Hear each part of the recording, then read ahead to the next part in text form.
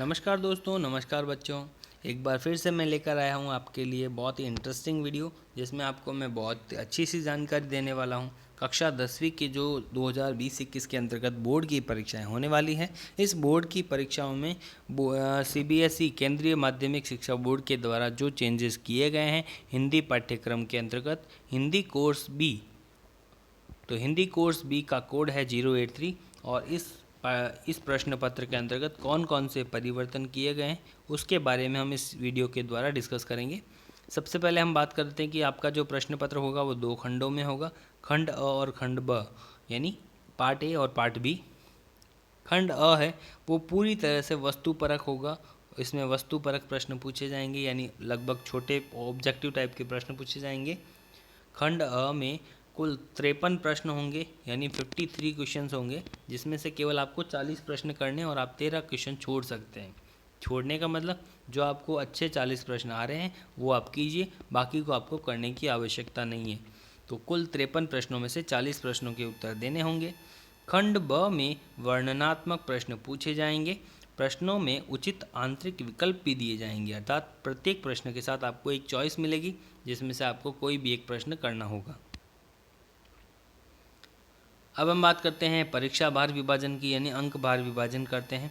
कक्षा 10वीं के अंतर्गत एक अपठित गद्यांश होगा, जिसको चिंतन क्षमता, अभिव्यक्ति कौशल और बहुविकल्पात्मक प्रश्न पूछे जाएंगे, जिसमें कि आपको 4 अपठित गद्यांशों में से कोई 2 गद्यांश करने होंगे, यानी 4 अपठित गद्यांश दे रखे होंगे और आपको 2 गद्यांश करने हैं, यानी प्रत्येक चॉइस मिल रही है हर प्रश्न में।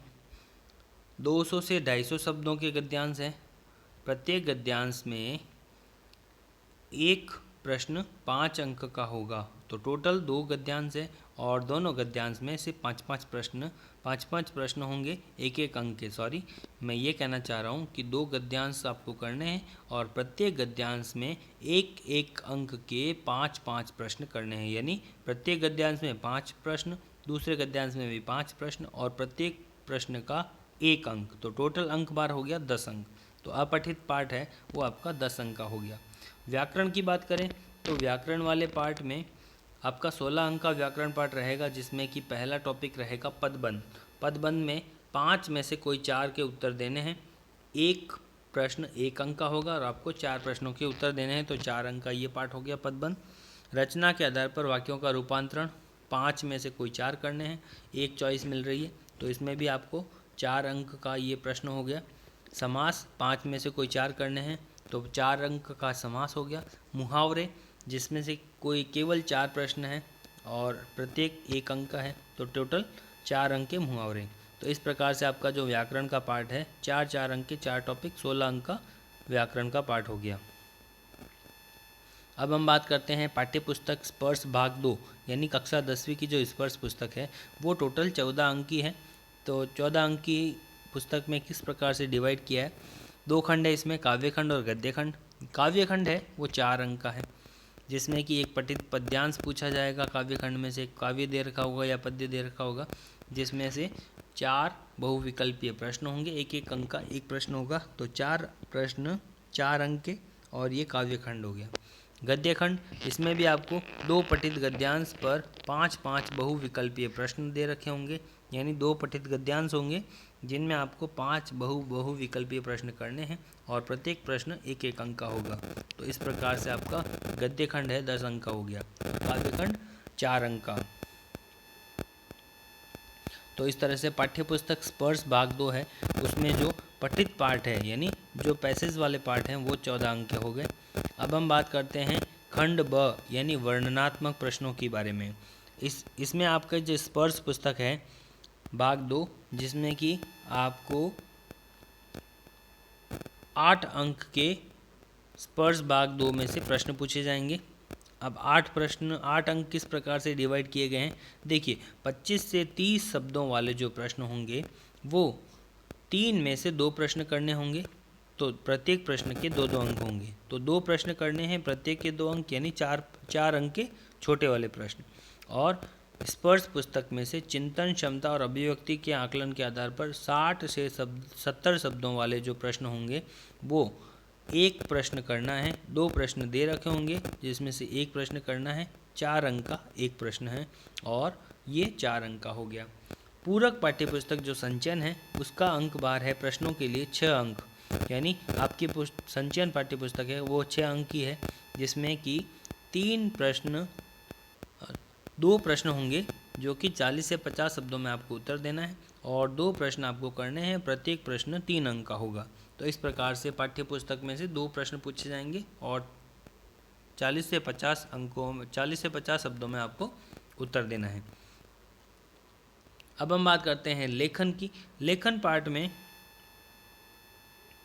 समसामयिकी और व्यवहारिक जीवन से जुड़े हुए जो कुछ टॉपिक दे रखे होंगे, जिसमें 80 से 100 शब्दों तक आपको एक अनुच्छेद लिखना है जो कि 6 अंक का अनुच्छेद है। इसमें आपको विकल्प मिलेंगे और उन 3 विकल्पों में से एक विषय पर आपको अनुच्छेद लिखना है। औपचारिक विषय से संबंधित प्रश्न एक पत्र लिखना है। औपचारिक विषय पर संबंधित एक पत्र दे रखा होगा, दो पत्र दे रखे होंगे जिसमें से आपको एक करना है। 5 अंक का ये पत्र होगा। इसके अलावा अगला टॉपिक है व्यवहारिक जीवन से संबंधित विषयों पर आधारित 30 से 40 शब्दों तक सूचना लेखन से संबंधित एक प्रश्न, जिसमें भी विकल्प होगा। 5 अंक का ये है सूचना लेखन। इसके अलावा विज्ञापन लेखन जो भी 5 अंक का है, 25 से 50 शब्दों में विज्ञापन लेखन। लघु कथा लेखन, छोटी कहानी लिखनी है 100 से 120 शब्दों में और इसमें आपको 5 अंक का अंक भार रहेगा और इसमें भी आपको विकल्प मिलेगा। तो यानी 5 अंकों की 100 से 120 शब्दों तक लघु कथा लेखन। तो इस तरह से आपका जो व्याकरण का पाठ है वो रहेगा 26 अंकों का, यानी 26 अंकों की व्याकरण। तो इस तरह से हमारा जो पूरा प्रश्न पत्र है वो 80 अंक का हो गया। सबसे पहले हम बात करते हैं लेखन की। लेखन के अंतर्गत 26 अंक का लेखन है। पाठ्यपुस्तक के जो प्रश्न हैं वो संचयन है 6 अंक के और स्पर्श हैं वो 8 अंक के। तो 8 और 6 14 अंक का प्रश्न पत्र हो गए। अब हम इसके अलावा चलते हैं पाठ्यपुस्तक स्पर्श, जो कि जिसमें पठित गद्यांश पूछे जाएंगे और पद्यांश पूछे जाएंगे, जो कि 14 अंक की है और व्याकरण 16 अंक की है और अपठित पाठ है 10 अंक का है। तो इस तरह से आपका जो ये पाठ है वो टोटल पेपर है प्रश्न पत्र 80 अंक का हो गया। इसके अलावा मैंने आपको पहले बताया कि जो आपके इंटरनल मार्क्स होंगे आंतरिक मूल्यांकन के आधार पर, जिसमें कि श्रवण और वाचन कौशल को मुख्य आधार बना करके आपको 10 अंक दिए जाएंगे, जो कि पूर्णतः आपके शिक्षक और शिक्षिका के हाथ में होंगे। इसके अलावा आपका जो प्रोजेक्ट वर्क होगा, आपको कुछ टॉपिक दिए जाएंगे जिस पे कि आपको प्रोजेक्ट तैयार करना है, ये 10 अंक का होगा और 10 अंक का प्रोजेक्ट, 10 अंक का श्रवण और वाचन कौशल। तो टोटल ये आंतरिक मूल्यांकन के 20 अंक हो गए। तो आपका जो कुल प्रश्न पत्र है वो 100 अंक का हो गया। अब हम बात करते हैं कि CBSE के द्वारा कौन कौन से पार्ट को हटा दिया गया है आपके पाठ्यक्रम से। सबसे पहले हम बात करते हैं व्याकरण खंड की, यानी व्याकरण में से जो आपका एक अलंकार टॉपिक था उसको हटा दिया गया है। पद्य खंड में बिहारी के दोहे, महादेवी वर्मा मधुर मधुर मेरे दीपक जले, वीरेन डंगवाल का तोप और रविंद्रनाथ ठाकुर का आत्मत्राण। तो पद्य खंड से ये 4 पाठ हटा दिए गए हैं। व्याकरण से अलंकार हटा दिया गया है और गद्य खंड से सीताराम सेकसरिया डायरी का एक पन्ना, प्रहलाद अग्रवाल तीसरी कसम के शिल्पकार शैलेंद्र, अंतोन चेखव गिरगिट, रविंद्र केलेकर पतझड़ की टूटी पत्तियां और गिन्नी का सोना। तो इस प्रकार से ये कुल 8 पाठ हैं गद्य और पद्य खंड से हटा दिए गए हैं और व्याकरण का एक पाठ अलंकार है वो हटा दिया गया है। तो इस प्रकार से आपके 9 टॉपिक हैं वो इस पाठ्यक्रम से हटा दिए गए हैं और आपको ये ध्यान रखना है कि इन पाठों को नहीं पढ़ना है और इससे संबंधित अलग जो पाठ नए ऐड किए हैं उनके संबंधित आपको विशेष ध्यान देना है। तो वीडियो अगर आपको अच्छा लगा हो तो वीडियो को लाइक करें, शेयर करें और सब्सक्राइब करें हमारा चैनल, ताकि आगे आने वाली जो जानकारी है, अपडेट्स हैं, उससे आप जुड़े रहें और आपको उसकी जानकारी मिलती रहे। धन्यवाद दोस्तों, धन्यवाद बच्चों। वीडियो को अंत तक देखने के लिए बहुत बहुत धन्यवाद।